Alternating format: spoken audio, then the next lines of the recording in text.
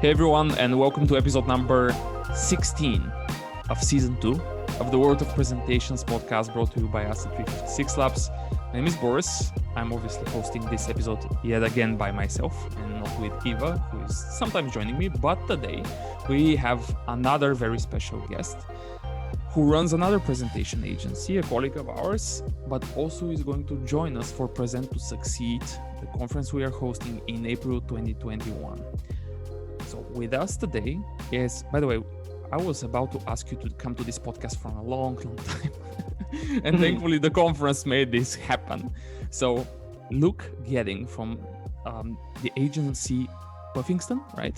Puffingston Presentations. Puffingston Presentations is with us today. Luke, welcome, finally. Welcome. Thank you so much, Boris. Excited to be here. Yeah. Luke, you're running presentation agency. There are a lot of things that you have seen. You have a team of people that work together with you.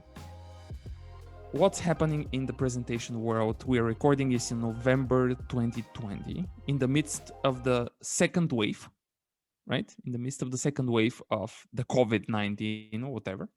So what are you seeing that's very different with your customers, with the presentations that are happening out there? The main thing we're seeing is it's essentially a whole new world for many organizations. The traditional conference model in a ballroom setting, in a conference room setting, it was pretty templated. People are pretty used to creating those. And when we shifted to virtual now, it's a whole new game. There's dozens, if not hundreds, of platforms to select from. There's all kinds of different ways you can strategize your events and how they actually unfold.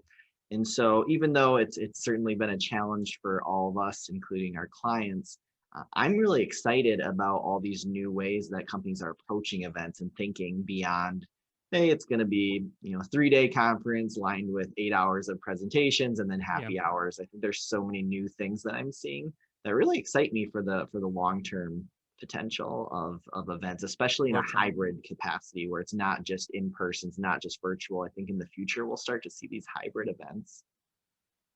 Yeah, I think that I would agree with you that I don't think that virtual events are going to go and just disappear after everything ends with this corona crisis or whatever. Neither are the in-person events, right? Like none of them will disappear in any shape or form. Like I believe also like you that the hybrid will be the new standard for sure, because it just makes so much sense, right? It really makes so much sense for so many reasons for both speakers and sponsors.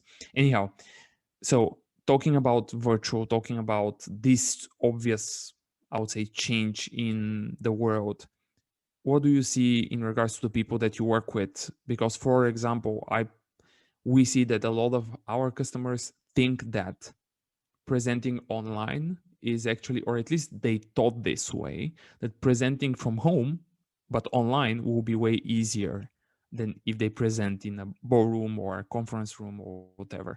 Do you see the same? Instinctually, no. I think it can be. Yeah, it can be as successful and more successful potentially, but I believe a lot of our fundamental instincts while we're presenting from home miss the mark. And so I'll give you a few examples. If you think of sort of a high stakes presentation at a conference, or even in a boardroom, even in a conference room, there's simple things that we do that we don't do by default when we're giving a virtual presentation. For example, just standing. It would be oftentimes it'd be almost unheard of for someone to sit during their conference keynote. But so many of us give presentations while just sitting kind of slouched over in a computer chair when we're doing virtual presentations. And there's a lot of implications by standing. You can much more easily gesture. You have generally a more positive positioning of your body and just your body language throughout. And then paired with that, subtle but important, I believe, is smiling. Just having energy, having enthusiasm. For whatever reason, when we're sitting on that computer chair looking at our laptop screen, it just doesn't come through the same way it used to in person. And so yeah, I find that that's often the starting point in terms of challenges, is just being able to try to bring some of those best practices that we did it relatively instinctually in person Yeah. to the virtual environment. Yeah. So what are you advising all of the people that you are working with? Obviously, you have to share a lot more, a little bit about the virtual revolution workshop that you are doing, and you're also going to deliver a session on online presenting and how those presentations are changing and what people should be doing during the Present to Succeed event. But give us like the top 3, top 5 things that changed and that people can kind of say and maybe fix this like very easily if you wish. Yeah, exactly. And I would emphasize your point on easiness, Boris, because Mm, a lot of times it's a real subtle change that can make a big impact okay. virtually. And so I don't think many of these are rocket science by any means. So in my workshop, I talk about planned presence, which is really about how we present ourselves on camera. I talk about dynamic content, which is really about what type of information we cover, and specifically around presentations often. And then I talk Mm, about interactive broadcast, which is more mm, about how do we stream it? How do we make it as engaging as possible, leveraging all the virtual tools that exist for us? I'll key in first on the planned presence. That's the simplest. I mentioned it yeah, already, but I think just having a standing desk or taking your laptop and placing some type of bookshelf and standing for yeah, your meeting, I think that's the first thing that really just starts to unlock the differentiation between you sitting all day and kind of typing out yeah. emails and giving a presentation. So Easy yeah, fix. easy fix, just stand during your meetings. I take all my meetings standing. I take all my phone calls standing. It feels very strange for me to even try to do it sitting anymore. And so sort of that kind of creates that instinct then when you are standing to get into some of those other elements. So I talked Okay. about smiling. A really big thing that we have to overdo in virtual context is enthusiasm.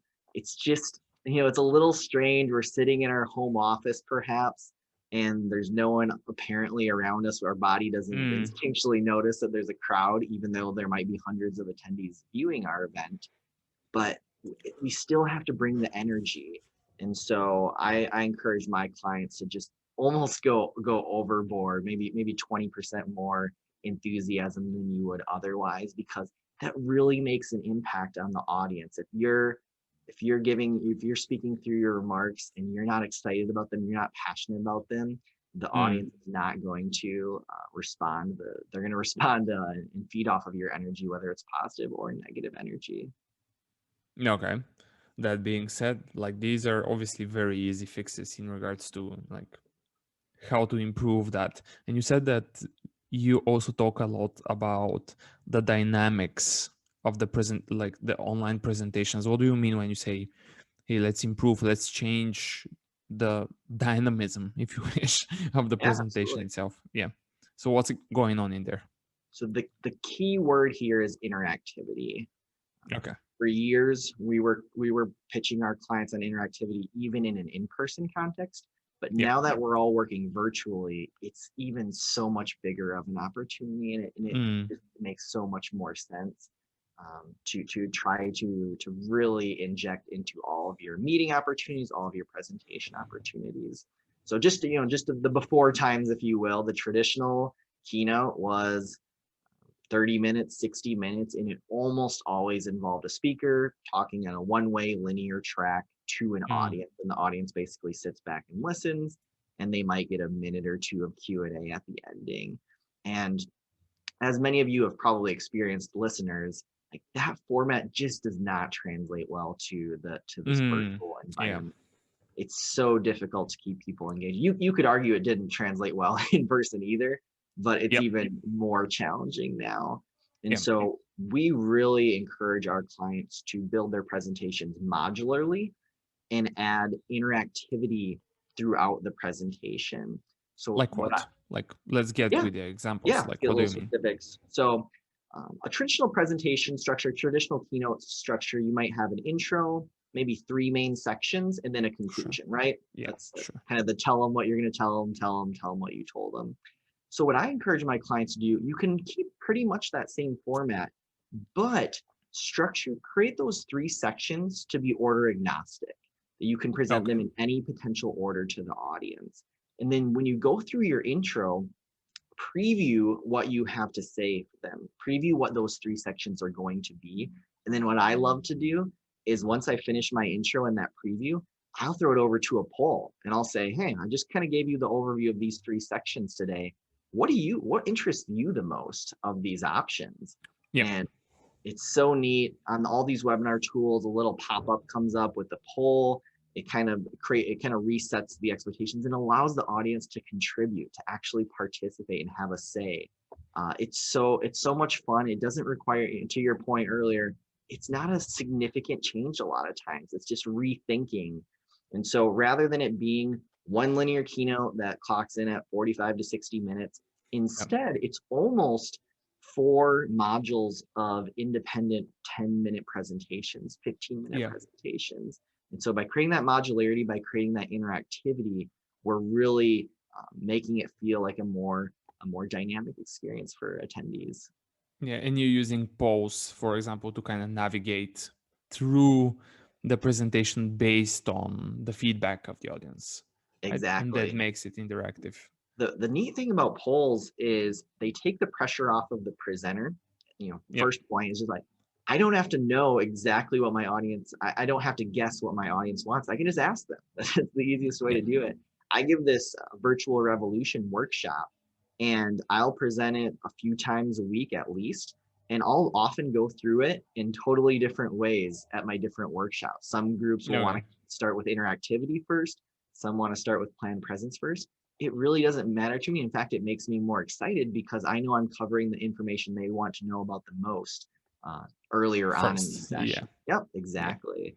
And it's fun. It's fun. You can, you guys have probably, it depends a bit on the platform, but you can see the votes coming in. You can see the bars. Like it's interesting for everyone involved.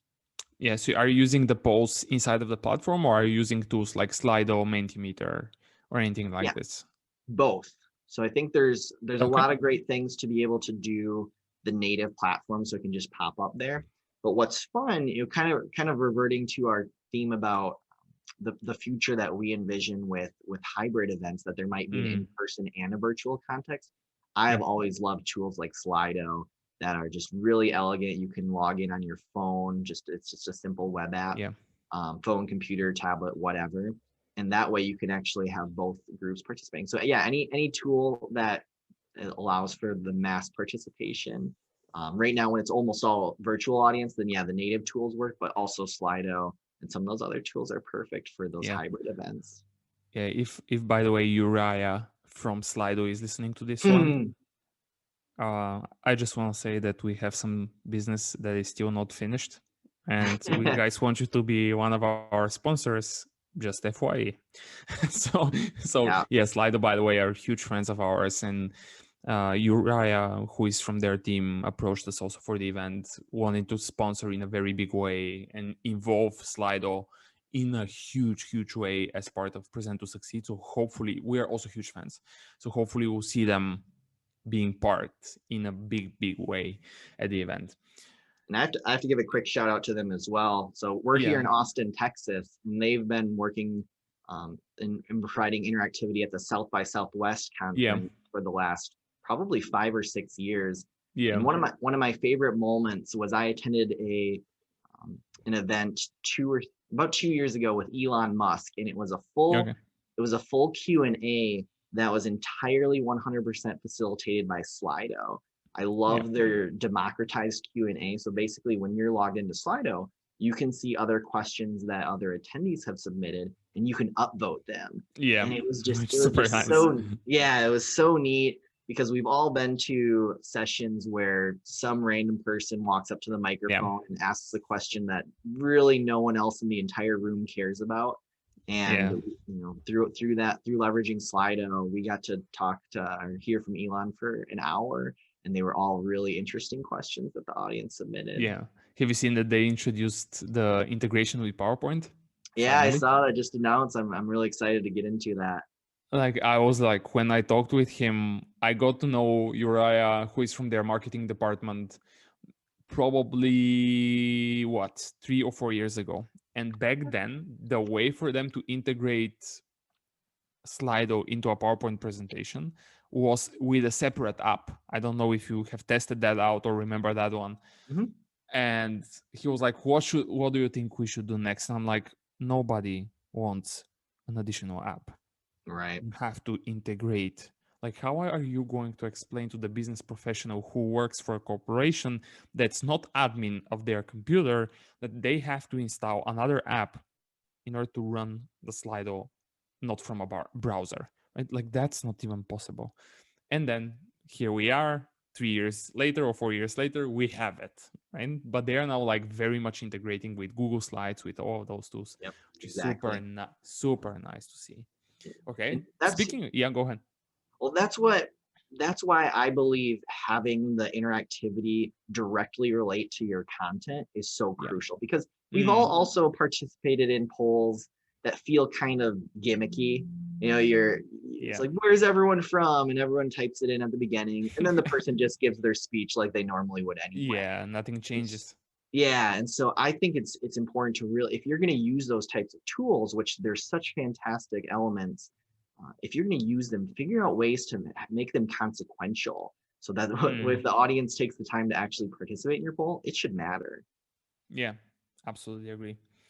Talking about tools, any, like, first of all, from the presentation side of things, any tool that you would recommend people would have to check out, like anything on top of your mind? Absolutely. Yeah. I feel like I've been a kid in a candy store these last 6 months, just learning all these new tools that I've been finding. First of all, the Logitech Spotlight presentation remote. It is a fantastic presentation remote. What it does is it creates an actual spotlight on your screen, so you can point to. It's I would argue a better version of like a laser pointer. Yeah. It's all digital, of course. Yeah. And that's so great for virtual meetings, because your audience is just staring at your slides and you can't gesture to the screen the same way you would be able to in person. And so the Spotlight is really useful in that context. And then I also use it to, you can actually do mouse clicks. It kind of reminds me of a Nintendo Wii remote. I can actually click on items in my interactive presentation using the remote and never touching my mouse. So I'm a huge fan of the Spotlight. And before you move on, if you know somebody from Logitech, because I'm trying to reach out to them from a month and a half already, nobody replies to me. And Logitech, if you think about it, are the obvious partner and sponsor of a presentation conference. I mean, they are the obvious. They do so much for this community. I think I have a point of contact in the UK that I can introduce you to. I know they've been in some different events. Yeah, let's do that afterwards. Logitech, be careful. Anyway, so Logitech Spotlight, completely agree, very cool too. What about something else? Let's go to the software part. Anything on the software side? Yeah, so the virtual webcam software. So yeah, for the listeners who aren't as familiar, a quick overview of what this is. It's basically a software that sits on the side of your webcam or of your webinar software. And instead of you using a screen share like you normally would in Zoom, you can control that outside of Zoom through the virtual webcam software. And so the reason that's really important is because so many webinar platforms, when you do a screen share, it just puts your video feed in a tiny little corner, right? You get a little thumbnail, a little stamp. And so even though the speaker is always of the most importance, and then the visuals should be supplemental, complementary, most of those webinar platforms don't work that way. They overemphasize the slides. By the way, this is coming from me, someone who owns a presentation agency that makes beautiful slides. And even I'm saying you need to have that person front and center. And so what's neat about it is you can get some of these virtual webcam softwares. One, EasyCam is one that works on Macs. ManyCam.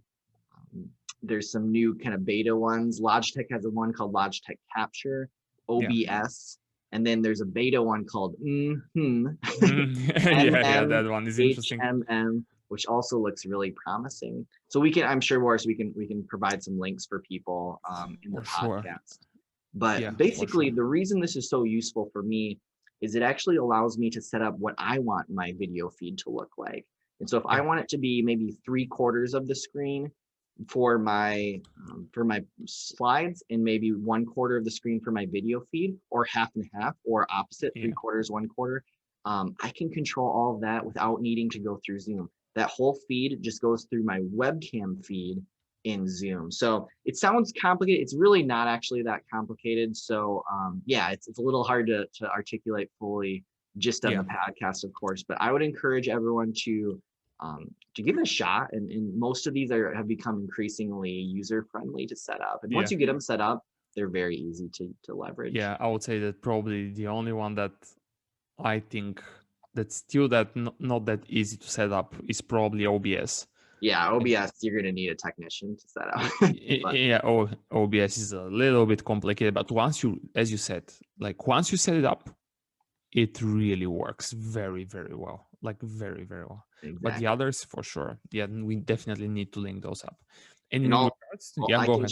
I can share a link as well, but I've actually paired those two that I just recommended, those Spotlight Remote with the virtual webcam software. Because on the Spotlight Remote, you can actually set up custom button mapping for shortcuts. And so I can actually, just by holding down my buttons on the Logitech Spotlight Remote, I can toggle between my full video view and my screen share view without ever touching my mouse or keyboard. That's cool. No, that's cool. Yeah, I'll show you all the YouTube video. But it's so important to be able to go to video only when you want to really reconnect with the audience. And so there's some tricks you can do to pair these awesome tools together. Yeah, that's really nice. So in regards to, obviously we have the hardware recommendation, we have the software recommendation, anything that you are like, any platform in regards to online communication that you would say, I like that better than the others. Like, is there any recommendation there? Not that some people have the option to choose, but if they were able to, what would you say? My advice in terms of the platforms is kind of two main things. Number one, I mentioned it earlier, like you need to be able to control and be strategic about how the presenter is shown on screen and how his or her slides are shown on screen, if indeed you are planning on using visual aids. If you don't have much control over that, you can run into situations where, again, you might have the video feed of the presenter as only 1/4 of the screen in like a little thumbnail window in the slide. And I just think that's a poor way to connect with audiences. So be conscious about that. And then my second piece of advice is really just the same thing I would give for in-person meetings, which is whatever you end up selecting, just make sure you practice on it. Just same as rehearsals before an important conference. Don't have your first time presenting on this be your be the day of when you're actually giving the presentation. So I know a lot of companies are pre-recording their sessions, and I definitely see the merit in that approach because of the challenges of technical difficulties. What we are encouraging our clients to do is record that dress rehearsal. That way you've got a backup option. If any technical difficulties emerge, you can always flip over to that pre-recorded edition. But I do encourage our clients to present live if they can, because I believe there's some spontaneity, there's some organicness that emerges when we're presenting live, even though it's a remote audience, even though it's a virtual setting. I still believe there's more of that adrenaline rush that really makes us as crisp and as effective as possible when we're presenting in a live setting versus in a pre-recorded setting. Yeah, I think that the pre-recorded is like, you can just sense sometimes that it's pre-recorded. It's not that authentic, I think. Like that is at least just a thought or an opinion. I don't know. Anyway.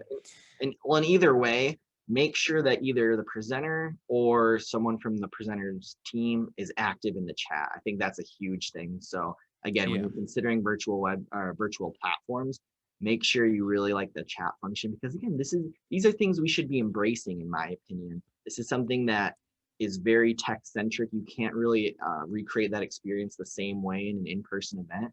So let's embrace that. Let's allow people to communicate and share their opinions in the chat to drive better engagement. Yeah, you saying all of that, that we need to embrace it. I remember that we recently discussed with Nolan Hames. We discussed with him that because of all of those tools and because everybody and everyone nowadays is so busy, we were discussing that, hey, maybe it's not a bad idea for everyone who cares about their presentations, hopefully everyone, but not the case, unfortunately, in the world, but hopefully more and more, that you have to also not only know the tool very well, as you mentioned, because even like with some of the biggest brands out there, you can see that those guys sometimes are wondering, how do I do so? Why am I not able to share my screen? Oh, I need to be a moderator. So who can make me a moderator? And the other guy on the other side is like, how do I do that? Like, and everyone else is listening to this very interesting conversation going for minutes. And then we were discussing the fact that these tools, like if you think about Zoom or Teams, right? They change so often, right? Like they update themselves. Zoom is so aggressive, meaning like more or less every week or so, there is something that's new or something that's moved somewhere or something that was added. And everyone that cares about those things has to kind of try, at least in my opinion, to keep up, right? And stay updated on that site. There are so many interesting ways to stay updated. I don't know if you know that a really cool site that's called Visual Pink. Do you know those guys? Where are they based? Visual Pink. It's a website. It's a web service. Okay, gotcha. Have you heard about that? I'm not familiar. It's a really, maybe you are using something like an alternative. It's like a very cool service that it's free, by the way. So you just type in a web link, right? You just copy paste a web link, and that service can create a visual snapshot of the web page, right? Like a picture of the web page. And then you can configure it. Hey, when should Visual Pink create another picture, another snapshot of the website? So you can say after an hour, after 1 day, after a week, after a month, etc. And if they detect a change, right, it means that something was added to this web page, which when is in the context of, let's say, Zoom or Microsoft Teams, you always just add Zoom release notes or Cisco WebEx release notes or Microsoft Teams release notes, and you just copy paste that link into Visual Pink. And when something changes on this page, you know that they modified it, right? They added new feature or removed a new feature, and they show you a visual comparison with red, like before and after, right? It's so nice because nobody has the time to go on the websites and check, hey, let's see if this week something changed, right? I mean, it's super nice. You have to check it out. It's free, and it's so free, as people say. Actually, in the US, a lot of people that I know from the USA, it's so free, we don't even ask you for an email. I don't know if you know that, but like I was like, that is a interesting way to put it. Yeah. It's you got to find that balance, right? Because there's so many new things coming up. The software is updating constantly. So I think one thing I would recommend in that context is really try to outline what your organization's priorities are going into the event. So I mentioned just the way the screen share and video feeds and how configurable that is. We talked about the chat. We talked about the polls. So if you know going in, because it's so easy to get seduced by the dozens and dozens of features on all these platforms, and it can be a rabbit hole, as I'm sure you know, Boris. So at the end of the day, you have to decide on a platform and just go with it. So if you have a bit of a prioritized list, at least you can navigate through some of those options. And there's a lot of fantastic ones out there. Yeah. So talking about like still in the context of online presenting, because obviously, what's your opinion? How much longer do you think virtual will be the only one? Like, what's your take? If you have to guess, like, what would you say? I think it's safe to assume that virtual will play a large role throughout 2021. Okay. Yeah, I also think the same. Like there was somebody, I was on a call before we started this recording, and on the other side, the people were telling them that they are going to run an event in the US in May 2021. And a friend of ours who actually runs one of those tools like Zoom and stuff like that was like, no, you don't. Yeah, Yeah. I'm approaching it with a bit of skepticism as well, because we've watched so many of the events that we traditionally work on in person get postponed initially from March to August, and then from August to January, and then so we know how quickly that can evolve. But yeah, and I think that's again the neat thing. If we have a virtual component of these events, then we can shift it to exclusively virtual, or it can be a complement to any in-person. So I think the smartest companies are just planning for both, and then eventually we'll get back to some type of hybrid ratio there, which to me again is just so exciting, because it's so much more accessible for people around the world who are in different time zones. Yeah, we can't all just take a week and go to all of our favorite conferences, because half of our year would be gone before we're able to even do our first hour of work. So I think there's going to be really exciting implications with hybrid events. Yeah. So you're also going back to the, obviously we're talking only about virtual, which is, well, expected and normal nowadays. But talking about virtual, you are going to deliver a session which is almost an hour-long session at the event that's upcoming in April 2021. So is there anything that we obviously cannot go through the session completely? That's not the idea, but what would you say people should expect there? Like, what are you going to teach them in this session? You should expect me to practice what I preach and hold me accountable. So That's nice. I've been talking about enthusiasm, energy. I've been talking about interactivity, and I hope to be able to not only share insights on how to accomplish those, but also demonstrate them to you as the audience directly. So I mentioned I have 3 sections in my presentation. I'll share the intro, I'll preview them to you, and then if you attend my session live, you will be able to actually weigh in the poll and decide what we cover that day. And just to show you how far you can stretch that idea. I even have what I call deep dive sections, tier 2 sections. And so let's say the audience was especially interested in one of these sections. When we finish that section, you have the ability to vote to go even deeper on one of those topics instead of jumping back to a different section. So it truly does allow you to, as an audience member, to have a say in exactly what your experience is like. And as a presenter, for me, I'm just excited that people are getting the prioritized information that they care the most about. So as a reminder, the sections that I typically start with are planned presence, which is how do we present ourselves typically on camera. Dynamic content, which is what do we present during our meetings, and especially keying in on this idea of having presentations that are modular and dynamic. And then interactive broadcasts. And so that's where we talk about the polling tools, the interactivity tools, the virtual webcam software, all that different technology. Yeah, that would be very cool to see. Yeah. So even if you're listening right now and thinking one of those sounds more interesting than the other, just one of them, yeah, make sure to show up and you'll have a chance to weigh in. Yeah, that will be so. There will be voting, and then they will be voting again, and potentially they will be voting yet again, so that we see where we're going. Even when I finish one section, I'll open the polls again, because people now might have different opinions on which section they want to cover next. So yeah, it's fun, and we've gotten a lot of great feedback as we've been doing this workshop over the last 3 to 6 months, that this is a totally new way people feel they're experiencing the meetings, and I'm excited to continue sharing that with audiences. Yeah, and you mean the Virtual Revolution workshop, right?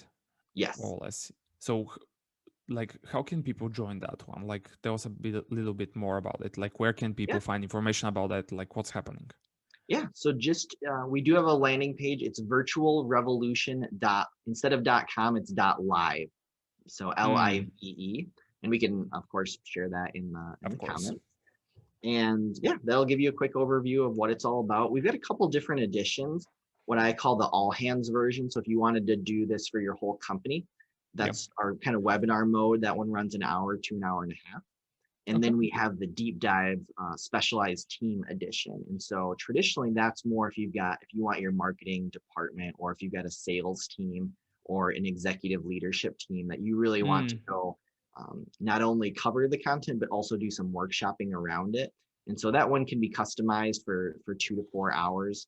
It's similar content, but we can just spend more time discussing it and going through it as a workshop. So yeah, we've been doing those. I know a lot of companies have intro events starting in January and February. You got all hands meetings, you got sales kickoff events. Yeah. And those I should be pretty busy those months. It's going to be a lot of fun. Yeah. virtualrevolution.live. What a domain. That is a very interesting domain. We actually purchased present2succeed.live very recently because we're like, I think that we really need this one, you know? We may not ever use it, but who knows? Like, who knows? Let's have it just to, yeah. I like it. The .live kind of says something, right? Like, absolutely, it's something will be there, something will be happening live. Yeah, I really like that one also. I believe people are a bit burned out of the pre-recorded. I kind of call them YouTube conferences, right? Because it just feels like you're going through a playlist. It's still, if your content's great, if your speakers are engaging, it can still be very successful. I don't mean to diminish that, but again, we're all sitting right at our computers. We have an input device a few inches away that we can actually participate. Why not encourage that? Yeah.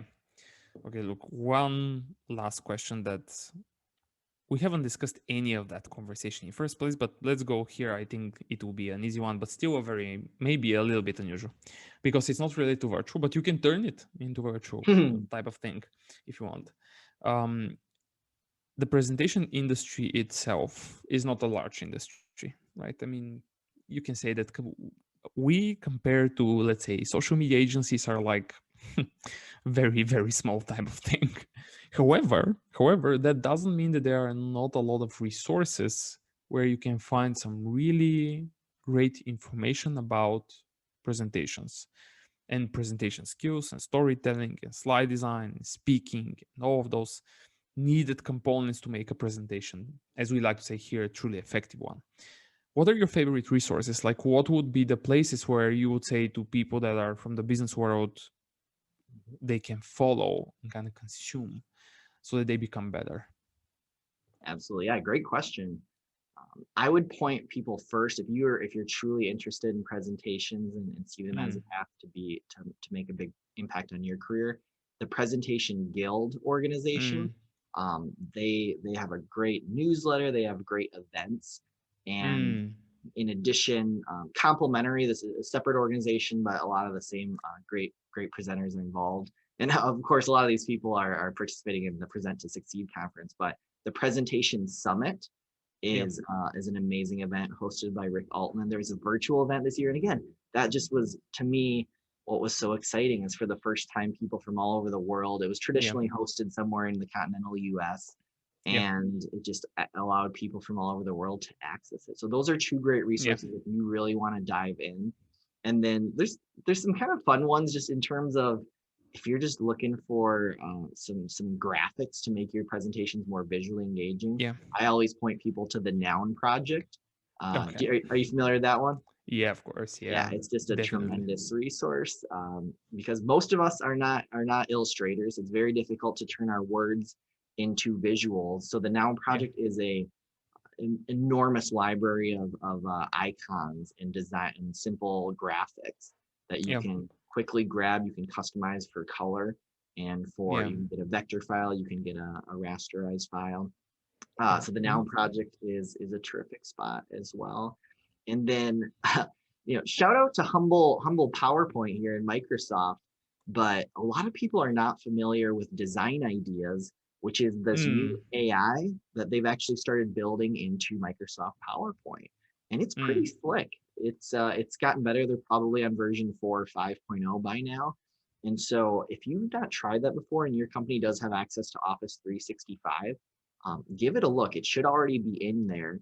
But basically what it'll do is you can type text, you can insert a graphic, and then this AI will actually propose different layouts, different design styles to you. And what it's been doing increasingly, getting better at, is actually aligning it with your corporate style guide, with your corporate template. So it's in the early versions, it was kind of just random designs, but it's actually gotten much smarter over the last few years. So I'm actually really excited about that and trying to make more people aware of it.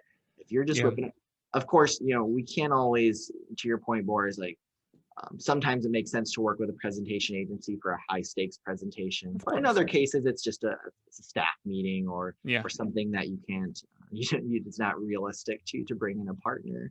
And so we still want those meetings to be engaging, and we still want you to have great visuals for those. So things like the Noun Project, design ideas, and resources from the Presentation Guild and what you can learn in the Presentation Summit really just will take you from level 2 or 3 to level 9 or 10 quickly.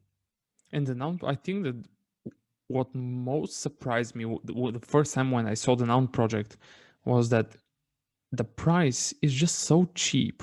Exactly. Like it is so cheap. It was like, what was it? Like $40 per year? Something like this. Every now and then you stumble upon a resource that the value that you're getting so outsizes the price you're paying that, I've often remarked, maybe we should tell them, maybe we shouldn't, I don't know, but I've often remarked I'd pay 10 I think times that more. definitely. I think that they are doing this intentionally in the same way. I would put it this here also, again, spamming a lot about the event, that we didn't want to push the prices of the event way too high, right? Because for me, having in mind who our audience is, we need more people, right? It's better for us to expose more business people to the world of presentations and make them better communicators than filter the event and by making it too expensive, right? Because they're just, I would say that, I don't know for you, but my understanding and what we are seeing when we deliver trainings and stuff like that is that there's just so many people that need those skills. Absolutely. And I would emphasize, if you would allow us to earn your attention, then that's all we can ask for. It's very easy, as we all know, to leave a virtual event. There's no awkward shuffling through through an aisle or opening a door that's going to slam on your way out. You can just close it. So if you give us that opportunity to earn your attention, earn your audienceship, we would absolutely appreciate it, and hopefully we can share with you and keep you engaged for that entire conference. You mentioned a lot of the resources. Final thing here, any book that made an impression on you that's related to presentations in one way or the other? Like anything? I'm actually going to give a shout out to Michael Baldwin and his book, Just Add Water. It's really more about presentation messaging and kind of getting from A to B. So it kind of gets back to the simple things, and it's got some excellent visuals. Relates back to caveman drawings and ancient Neanderthals. So I can share that in the link as well. But we always have to, in my opinion, one of the challenges a lot of times with presentation books is you have this balance between depth and you could have, there's so many incredible books from Nancy Duarte and so many other presentation leaders, Guy Kawasaki, that are really terrific, and I recommend those ones as well. But what I love about Michael's is you can skim through it in 40 minutes right before the week of your big talk too. So I'll share that, but it's a terrific book, terrific read. That's a good one. That will be interesting to see. I don't have it personally in our library here, which means that we need to buy it for sure, because we kind of collect those things here also. Okay, like that was a really interesting one. What was the name of the book again? You said it's very Just Add Water. Just Michael Add Baldwin. Water. Yep, and he's a 20-30 year ad industry veteran, and worked with Steve Jobs on some of his early presentations with Next Computing, and just some fantastic insights on getting people's attention and getting them ultimately from the starting point to where you want them. Just Add Water. What a title for a book, by the way. See, he's already got you. Intrigued, right? You can just immediately grabs your attention. Just Add Water.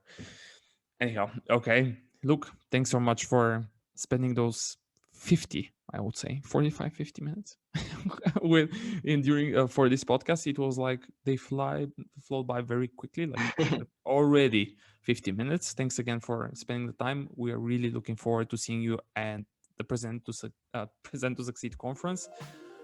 yeah, like again, thanks very much for being part of this. It's really super cool. Absolutely. Thank you for the opportunity, and thank you to everyone who is listening. Hope to see you in April online. And in the meantime, we will make sure that we link absolutely everything that you mentioned, including your company website and the virtual revolution workshop, so that people can take a look and see what opportunities are there also, right? That is for sure.